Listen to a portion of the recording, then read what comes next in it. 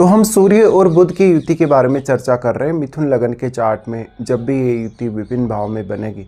और अब तक हम नवम भाव तक के लिए विचार कर चुके हैं। इस वीडियो में 10th हाउस के लिए अब देखने वाले हैं। 10th हाउस में देखा जाए तो यहाँ जो सूर्य होंगे आपके चार्ट में 3rd लॉर्ड होकर आ रहे हैं। इसके साथ साथ आपके 10th लॉर्ड बृहस्पति हैं, तो आपको बृहस्पति की प्लेसमेंट को जरूर ही देखना होगा। सूर्य तो वैसे अपने मित्र बृहस्पति के ही घर में रहेंगे, लेकिन जो बुध हैं वो यहाँ नीच की स्थिति में आ जाते हैं।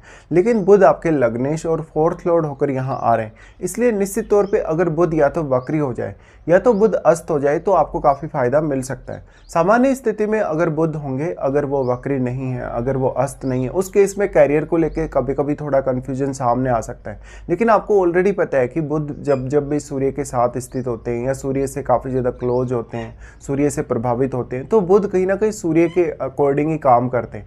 अब आपका बृहस्पति का यहाँ जो प्लेसमेंट है चार्ट में, उसको बहुत ज़्यादा अच्छा होना जरूरी है। इस प्रकार का कंजक्शन होने से कैरियर रिलेटेड डिसीजन लेने, कैरियर में परफॉर्म करने के लिए काफ़ी अच्छा है। ऐसा जो कंजक्शन बनेगा वो आपको इलेक्ट्रॉनिक्स की तरफ काफ़ी तेज़ी से लेकर जा सकता है, टेक्निकल फील्ड की तरफ लेकर जा सकता है, इंजीनियरिंग की तरफ लेकर जा सकता है, अध्यात्म की तरफ लेकर जा सकता है। इसके अलावा आप एक अच्छे टीचर, एक अच्छे एडवाइजर बन सकते हैं। ऐसा कंजक्शन कुछ हद तक आपका फॉरेन से भी कनेक्शन दिखाता है। तो आपका अगर फॉरेन से किसी भी तरीके से कनेक्शन बनता है डायरेक्टली इनडायरेक्टली अपने प्रोफेशन को लेके, तो आप काफ़ी ज़्यादा नेम फेम पाते हैं। ऐसा कंजक्शन आप में लीडरशिप की भी काफ़ी अच्छी क्वालिटीज़ डेवलप करेगा। ये कंजक्शन आपको काफ़ी ज़्यादा गहराई से सोचने, विचार करने या डिसीजन लेने के लिए भी काफ़ी अच्छा साबित होने वाला है। अगर लेकिन बृहस्पति का या तो दृष्टि हो आपके 10th हाउस पे, या तो आपका बृहस्पति बहुत ही अच्छा प्लेस्ड हो चार्ट में, तभी आपको सबसे ज़्यादा फायदा मिल पाएगा। अब यहाँ सूर्य जो आपकी सबसे ज़्यादा सहायता करने वाले हैं कैरियर के लिए, ऐसा सूर्य आपको सामाजिक रूप से मान सम्मान बहुत अच्छा दिलाएगा, साथ ही साथ आपको काफ़ी पॉपुलर बनाएगा। सूर्य का जितना ज़्यादा प्रभाव आपके 10th हाउस में होगा, कैरियर में आप उतना ही अच्छे से डोमिनेट कर सकेंगे। साथ ही साथ जो सूर्य की प्लेसमेंट है उसकी वजह से अपने कैरियर के लिए एफर्ट्स जो आप करेंगे उसमें भी कहीं ना कहीं सूर्य का बहुत बड़ा रोल है।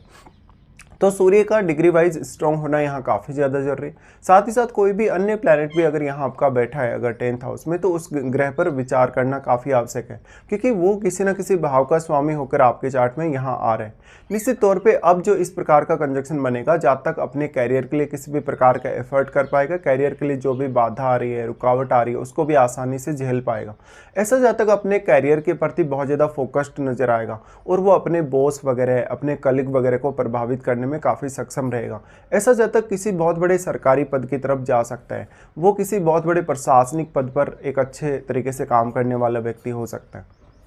ऐसा व्यक्ति अपने जो प्रशासनिक जिम्मेदारियां होंगी या अपने कैरियर रिलेटेड जो भी जिम्मेदारियां होंगी उनको काफ़ी ज़्यादा सीरियसली निभाने वाला होगा। वास्तव में ऐसे व्यक्ति काफ़ी ज़्यादा होनहार साबित हो सकते हैं, क्योंकि बुध यहाँ कम्युनिकेशन को रिप्रेजेंट कर रहे हैं। इसके साथ साथ बुध जितना ज़्यादा अच्छा प्लेस्ड होगा यहाँ पर, या मान लो अच्छा तभी हो सकता है जब वो यहाँ सूर्य से अस्त हो या वो वक्री हो जाए, तो उसका नीच का जो प्रभाव है कम हो जाएगा इससे।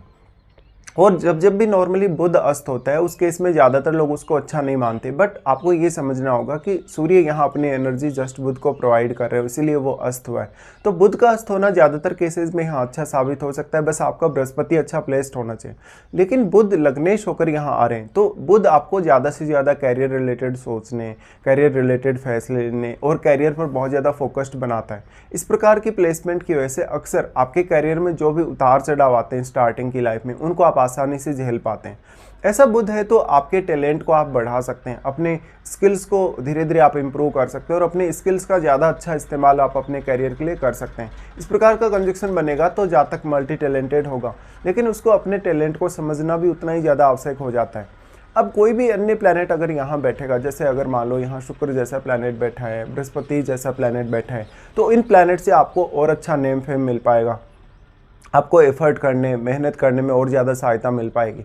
अब जो आपके कैरियर का डायरेक्शन है कहीं ना कहीं, उसमें आपकी फैमिली का रोल और आपके खुद के प्रयासों का रोल बहुत बड़ा हो सकता है। सूर्य क्योंकि 3rd हाउस को रिप्रेजेंट कर रहे हैं आपके चार्ट में, 3rd हाउस को रिप्रेजेंट करने की वजह से जो आपका कम्युनिकेशन है, जो आपकी स्किल्स हैं, जो आपका नेचुरल टैलेंट है, उसका बहुत बड़ा रोल है आपके कैरियर में।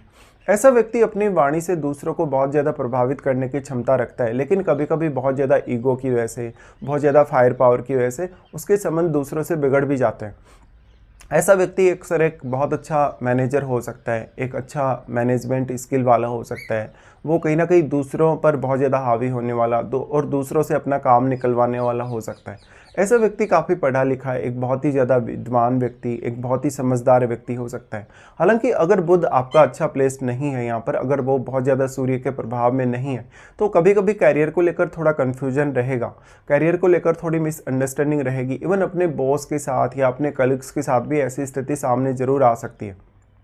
फिर और कौन कौन से ऐसे प्लैनेट हैं आपके चार्ट में जिनका प्रभाव आपके 10th हाउस पे? देखिए, कोई भी प्लैनेट जिसका प्रभाव आपके 10th हाउस पे होगा, तो यहाँ सूर्य से वो प्रभावित होगा, या ये बोल सकते हो कि वो प्लैनेट सूर्य को प्रभावित करेगा। निश्चित तौर पे यहाँ पर जो एनर्जी है वो किस प्रकार से वर्क करेगी अब आपके लिए।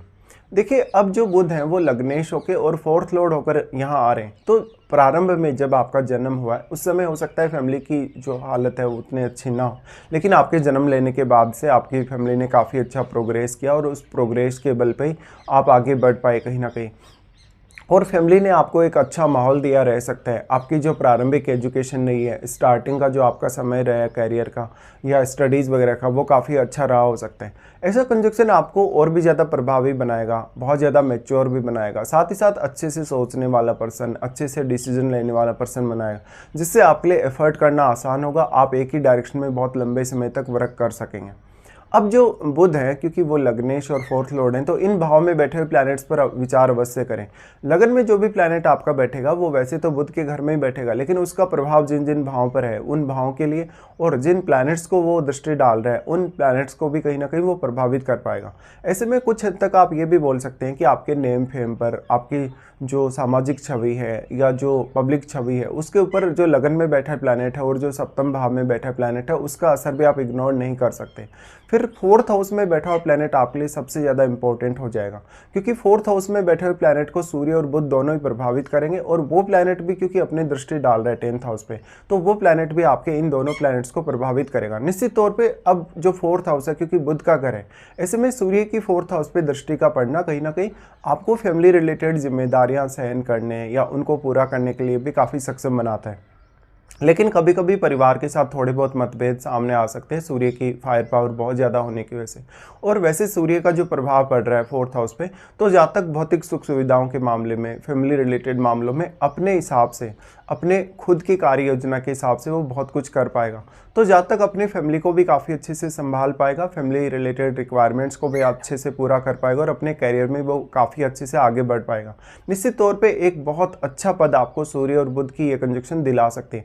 लेकिन कभी कभी ऐसा देखने को मिलता है, जब भी अक्सर यहाँ पर केतु का प्रभाव हो, राहु का प्रभाव हो, तो जहाँ तक की जो एक्सपेक्टेशन है वो तो काफ़ी ज़्यादा हाई होती है, लेकिन जहाँ तक उस तरीके से वर्क नहीं कर पाता, उस तरीके से उतना हार्ड वर्क करने का जो कहीं ना कहीं पावर है वो जहाँ तक में नहीं होता, या उसमें जो कॉन्फिडेंस होता है, कहीं ना कहीं जो एनर्जी होती है वो गलत दिशा में जहाँ तक काम में ले लेता है, उसको प्रॉपरली काम में नहीं ले पाता, क्योंकि ये ड्यूअल साइन में कंजक्शन बन रहा है।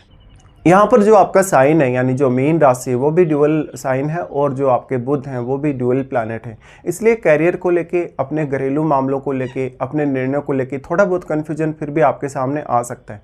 लेकिन सूर्य और बुध आपकी हर प्रकार की जो चुनौती आपकी लाइफ में आने वाली, चाहे वो घरेलू जीवन से रिलेटेड है, चाहे वो कैरियर से रिलेटेड है, उसको पूरा करने, उसको दूर करने के लिए कहीं ना कहीं आप काफ़ी तेज़ी से आगे बढ़ने वाले हो।